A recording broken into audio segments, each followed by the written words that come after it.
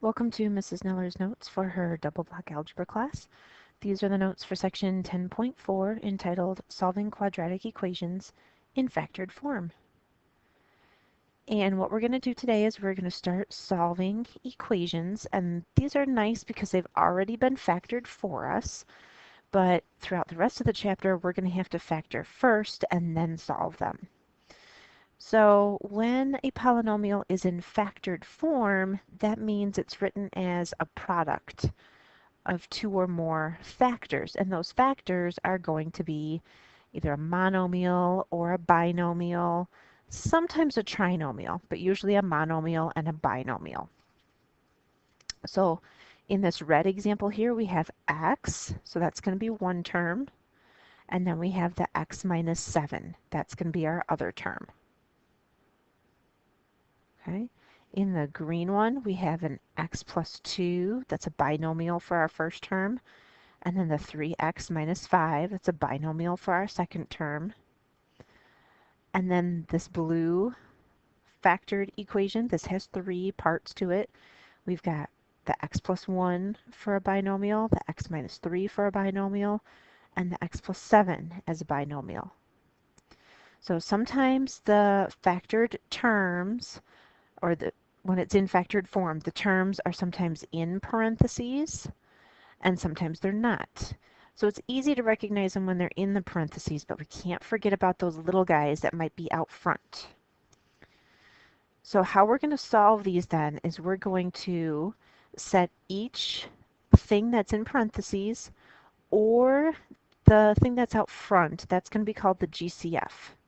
That might be that little monomial that's in the front. So monomial out front of the parentheses. Okay, so we'll take that GCF or the stuff that's actually inside the other parentheses, and we're going to set them all equal to 0 and make little equations. And then we're going to solve each equation. And then we have to make sure that we check our answers. That's one thing that we kind of overlook sometimes when we're solving equations, but we really have to make sure that we're doing that and double checking today. Because sometimes the solution will work and sometimes it won't.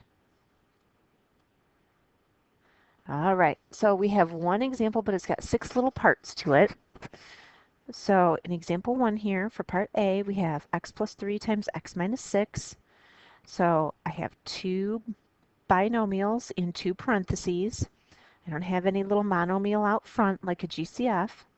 So I'm just going to take the stuff that's in the first parentheses, that x plus 3. I'm going to set him equal to 0.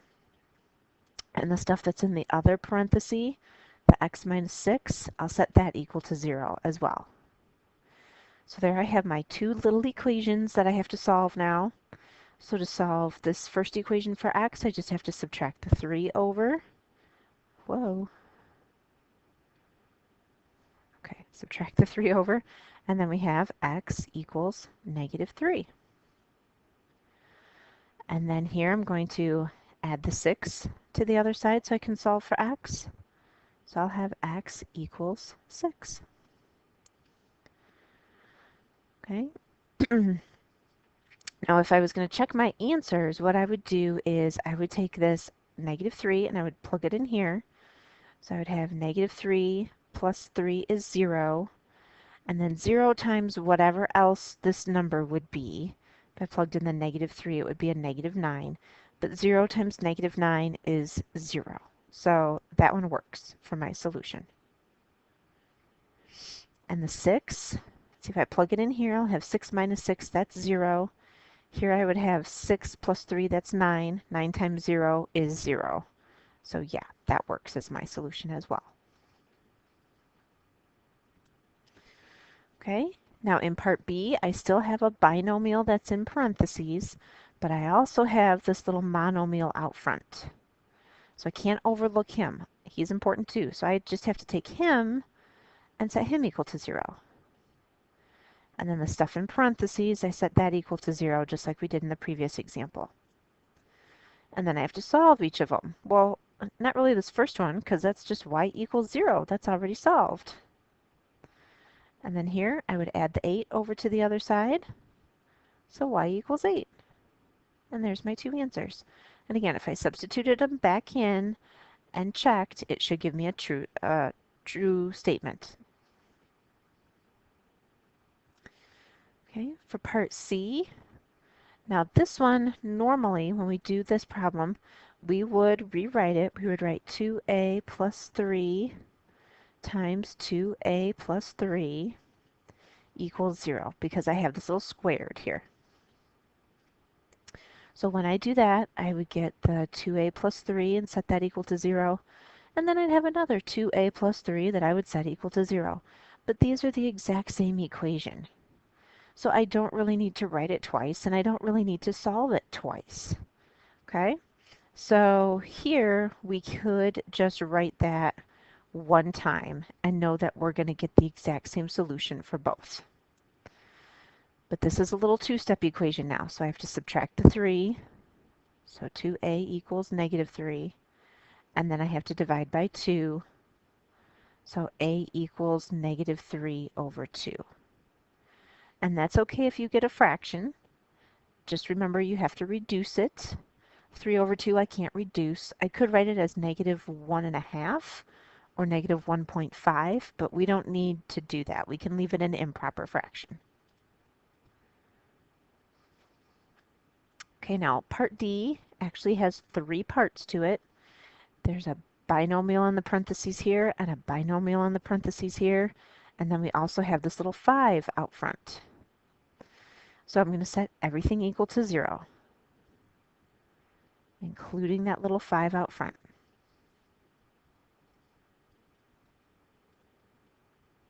Now, the 5 equals 0. It was correct to set that equal to 0, but that's not a true statement. That doesn't make any sense. 5 doesn't equal 0, so that's really not going to be a solution. Now, if it had been a variable, like 5x equals 0, then I could have solved it for x, and then that would have been a solution. But 5 is not equal to 0, so I'm not going to worry about that at all. I'm just going to kind of ignore him. And then these other two equations, these are two other two-step equations, so I can solve each of them. I'm going to add the 5 over, so I have the 2d by itself. And then I'll divide by 2, so I have the d by itself. So d is going to be 5 halves. And again, that's okay if I get an improper fraction. And then for this other part, I'll subtract the 3. 4d equals negative 3, and then I divide by 4. So I'll get negative 3/4. So don't be afraid if you get negative numbers. Don't be afraid if you get fractions. Leave them as a fraction. You don't have to write them as a decimal. Okay, so here I really only have 2 solutions. Even though I had 3 parts originally, this first part didn't make any sense when I set it equal to 0. So we just kind of overlooked it for our answers. So I really only have 2 answers here.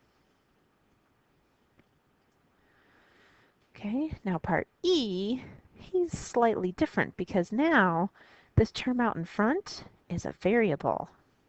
And that's kind of like what we had up in part B. We had a variable out front. So I'll be able to set him equal to 0, and then that'll be an actual answer now. X equals 0. And then I also have x minus 3 and the 5x minus 1. So it's really easy to identify that stuff that's in the parentheses when you're setting up your little equations. So x equals 0, he's a solution. Here I would add the 3 over, so x equals 3. And then here I'm going to add the 1. And then I have to do that second step where I have to divide by 5. That way I can finish solving for x. So here I have a combination of fractions and whole numbers for my solutions. And that's okay, because again, if I substituted 0 in for all the x's and multiplied, I would get a true statement. If I substituted the 3 in for all the x's and multiplied, I would get a true statement. Same for the 1/5. So we can substitute all those numbers back in and make sure that they all give us a true statement. And make sure that they're all solutions. Okay, and part F, this is probably the biggest, scariest looking one just because it's got 3 sets of parentheses, but it's really easy to identify what the parentheses are to set up our equations. Whoops, why did that move? There we go. And then the 3t plus 1, and then the 2t minus 6. So here I'll add the 6 over, and you guys will get really good at recognizing that when you just have one term there, if it's just t minus 6 or x plus 5, you'll get really good at going from what's in the parentheses to this final answer here. And that's good. Even with these two-steppers, you'll get really good at going from what's in the parentheses to what your final solution will be. So if you can visualize that, if you can do the 3t plus 1 and visualize that the answer is going to be opposite of this number divided by this number, that's really good if you're making that observation. The more you do this, the more you recognize that. Now we still want you to write the little equation down because that's showing your work. And even if you don't recognize that process as how you get your solution, that's okay to still write the equation and do every single step to solve it and write out all the work. That's still good to do. There's no shame in doing that. Okay, so again, here I have 3 solutions. I have 3 sets of parentheses. There's a variable in each, so that's why I get 3 solutions. Some of them are whole numbers, some of them are negative, some of them are fractions. That's okay. Just make sure if you get a fraction like 3 over 6, that you would reduce it down to 1/2. Okay, but you can leave fractions for your answers. So hopefully this homework looks easy. Hopefully these problems seem very straightforward and very simple. That's good if they do give you that impression.